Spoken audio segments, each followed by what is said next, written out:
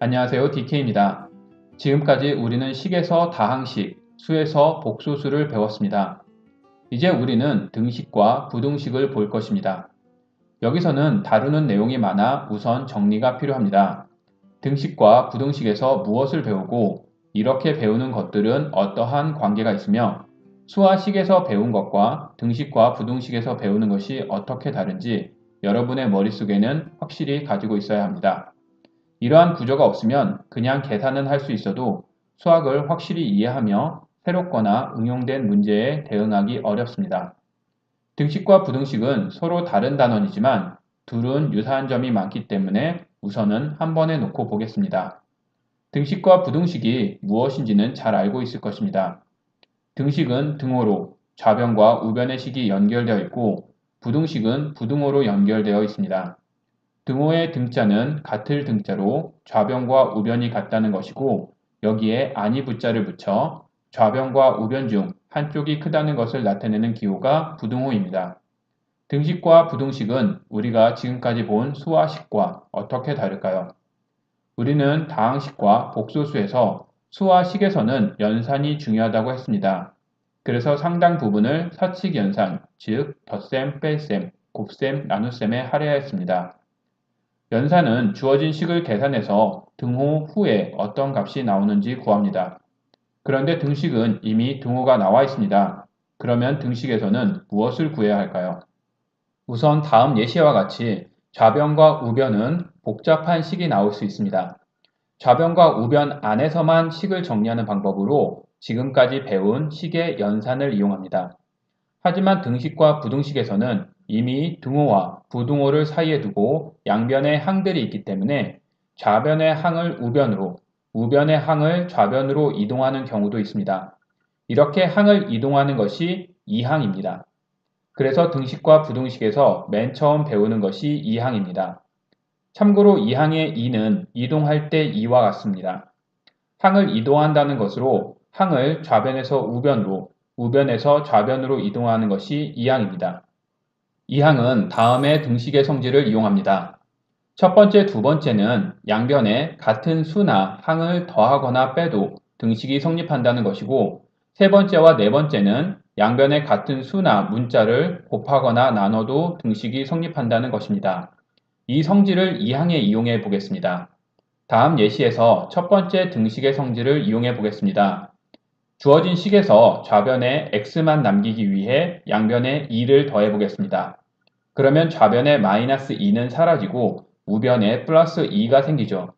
이것을 좌변에 마이너스 2가 우변으로 부호가 바뀌며 이동했다고 생각할 수 있죠.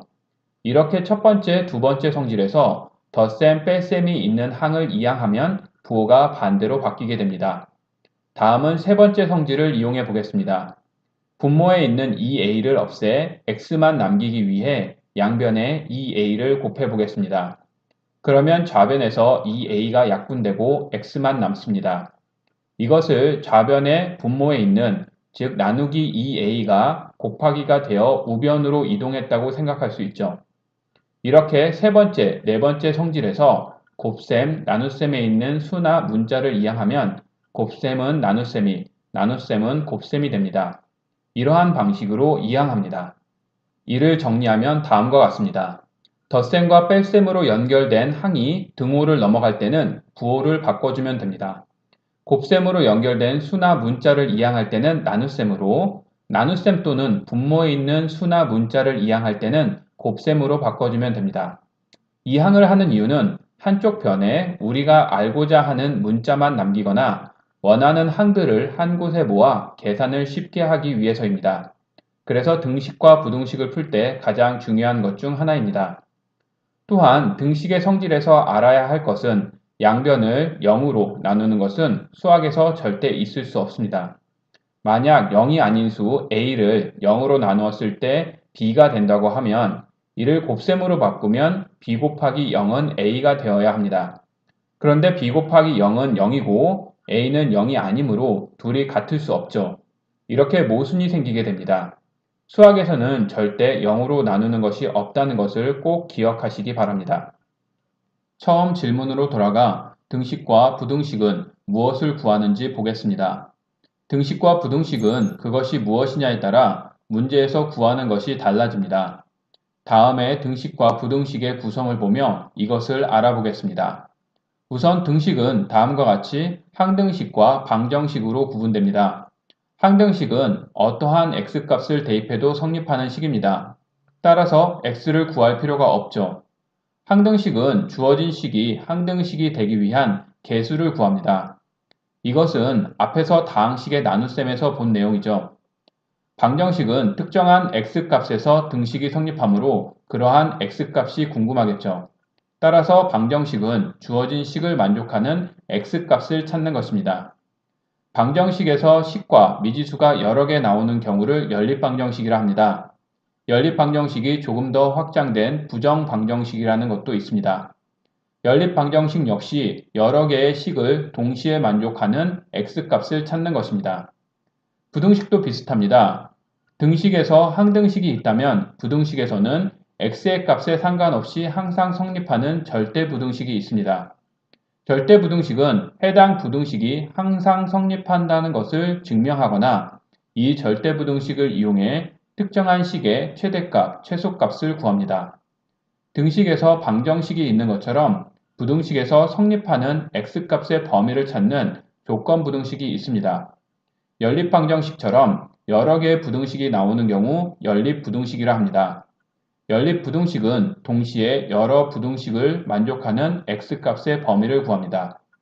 이렇게 보면 항등식과 절대부등식은 모든 x에서 성립하는 것이고 방정식과 조건부등식은 특정한 x값에서 성립합니다.